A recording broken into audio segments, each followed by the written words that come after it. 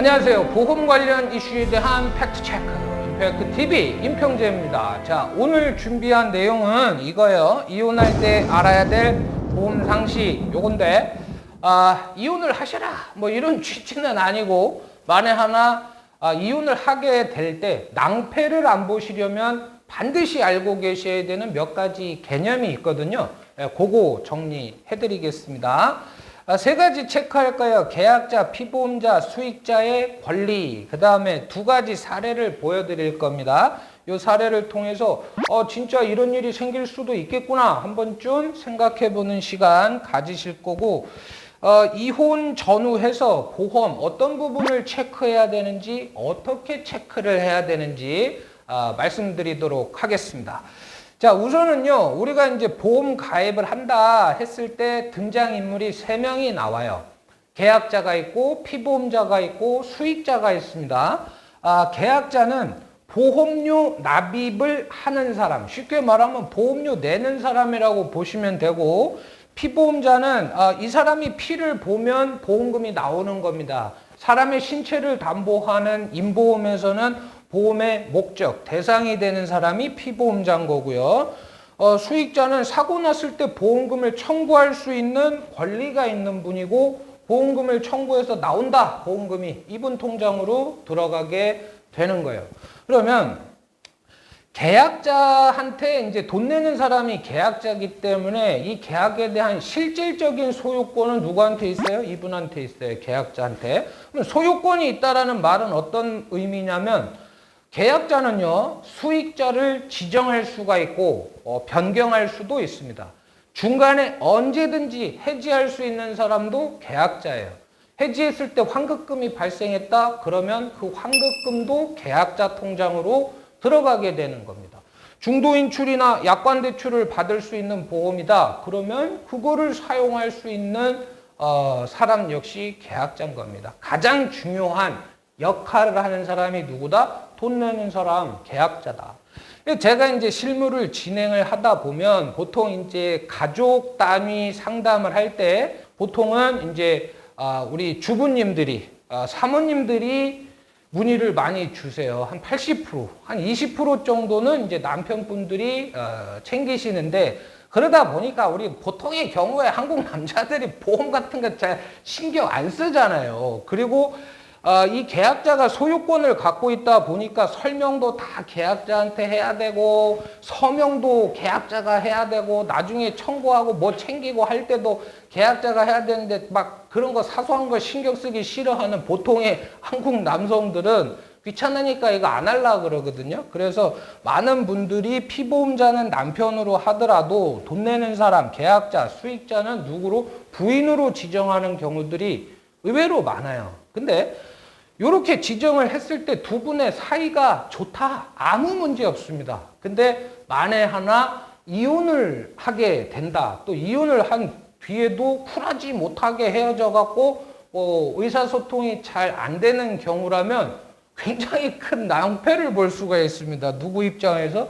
피보험자의 입장에서. 왜 그런지 한번 보겠습니다. 자, 계약자, 수익자 변경을 안 한 상태에서 두 분이 갈라서게 됐어요. 그러면 어떻게 되는 거예요? 피보험자는 그대로 있을 거고, 돈 내는 사람, 돈 받는 사람은 누구예요? 배우자가 아니라 이혼한 전 배우자가 되는 거죠.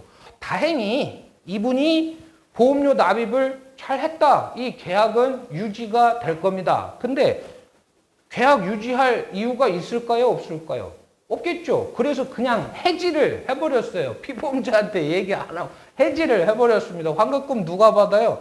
이분이 받는 거예요. 이분은 보험이 이제 있다 없다? 없다. 다행히 이분이 계약을 유지하고 있는 상태에서 보험 사고가 발생했어요. 피보험자한테 무슨 일이 생겼단 말이에요. 그러면 보험금을 청구를 하겠죠. 그 청구할 수 있는 권리 누구한테 있습니까? 전 배우자한테 있어요. 청구를 해서 보험금이 나왔다. 누구 통장으로 들어갑니까? 이분 통장으로 들어가는 겁니다. 그러면 이분은 보험이 있는 겁니까? 없는 겁니까?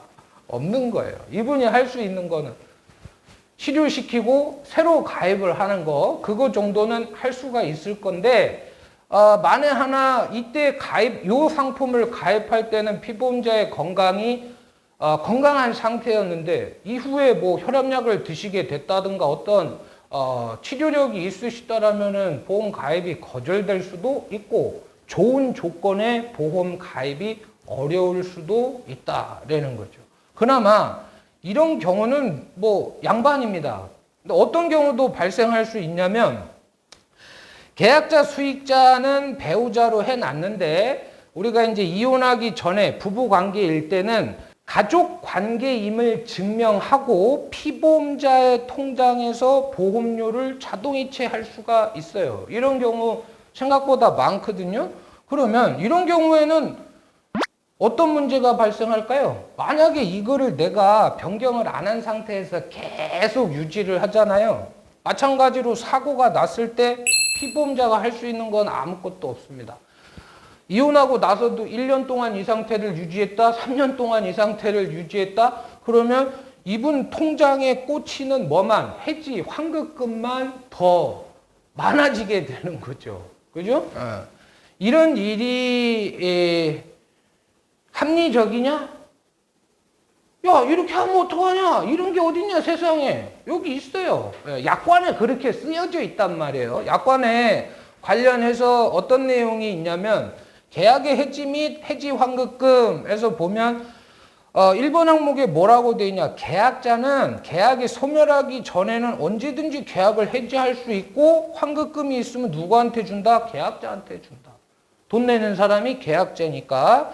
자, 계약의 무효에 따라 사망을 보험금 지급 사유로 하는 계약에서 서면으로 동의를 한 피보험자는 계약의 효력이 유지되는 기간에는 언제든지 서면 동의를 장래를 향하여 철회할 수 있으며 서면 동의 철회로 계약이 해지되어 회사가 지급해야 할 환급금이 있을 때에는 마찬가지로 계약자한테 지급이 된다.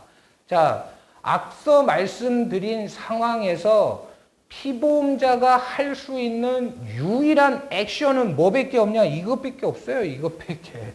나 서면 동의 한 거, 나 이거 철회할래. 무슨 얘기냐? 사망을 담보하는 타인의 보험계약, 그러니까 계약자와 피보험자가 다른 사망을 담보하는 계약에서 반드시 뭐를 받아야 됩니까? 피보험자의 자필서명을 받아야 되잖아요. 자필서명을 했는데 야, 나 그거 한 거 취소할래. 이것밖에 할 수 있는 게 없다고, 피보험자가. 그러면 종신보험이라든지 아니면 종합보험의 사망을 담보하는 그런 부분들은 어떻게 되는 거예요? 무효가 되는 겁니다. 무효가. 예를 들어서 뭐 종신보험 같은 경우에는 주계약이 사망보장으로 되어 있기 때문에 자필서명 철회를 하게 되면 계약 자체는 이제 해지가 된다라고 보시면 되고, 종합보험 같은 경우에도 거의 대부분의 경우에 상해 사망 담보가 의무 부과가 되고 있기 때문에 그것 역시도 해지되는 상황이라고 보시는 게 아마 일반적일 거예요. 이거 말고는 할 수 있는 게 없어요. 피보험자가. 뭐가 없으면, 전 배우자의 동의가 없으면, 물론 전 배우자랑 의사소통을 해갖고서 이혼한 후에도 계약자랑 수익자를 본인으로 바꾸게 되면 이 계약은 살릴 수가 있습니다. 하지만 안 해주면 못 살린다고. 그리고 이 서면동의 철회할 수 있는 거 역시도 2010년 4월 이전 계약은 이거 역시 이거조차 안 되는 거예요. 그러니까 어떻게 하셔라. 혹시라도 이혼을 하시게 된다라면 반드시 계약자 수익자가 누구로 되어 있는지 확인하시고 그거를 갖고 오셔라. 계약에 대한 소유권을. 첫 번째였고, 두 번째는 뭐냐면, 자, 처음에 이제 이런 패턴으로 가입을 했다가 수익자를 변경을 했어요. 계약자하고 수익자를. 근데 우리가 수익자 같은 경우에는 뭐 암진단비나 뭐 수술비나 이런 것처럼 살아있을 때 받는 보험금, 생존 시 수익자가 있고요. 사망했을 때 받는 보험금, 요거를 지정하는 사망시 수익자가 있습니다. 보통의 경우에 생존시 수익자는 뭐 계약자, 피보험자, 생존시 수익자 다 본인으로 지정되는 게 일반적이고, 사망시 수익자는 피보험자가 돌아가셨으니까 받을 사람이 없잖아요. 그래서 거의 대부분 어떻게 한다? 상속인으로 지정을 합니다. 왜 상속인으로 지정하는 경우가 많냐면 상속인으로 지정을 하게 되면 뭐 서류 작업이라든가 별다른 조치가 필요 없이 그냥 인정이 돼요. 근데 얘를 상속인으로 지정하지 않고 다른 누군가를 사망시 수익자로 지정을 하게 되면 그 사망시 수익자로 지정된 분의 모든 정보가 다 들어가야 됩니다. 그러다 보니까 그 뭐 나중에 하지 해서 미루는 경우들도 많이 있단 말이에요. 그런 상태에서 만약에 보험 사고가 발생을 했다. 그러면 어떤 일이 벌어지냐? 피보험자가 사망했어요. 보험금이 가령 1억 원이 나온다라고 보겠습니다. 누구한테 가겠습니까? 상속인한테 가겠죠. 자녀가 있다. 그러면 자녀가 뭐가 되는 거예요?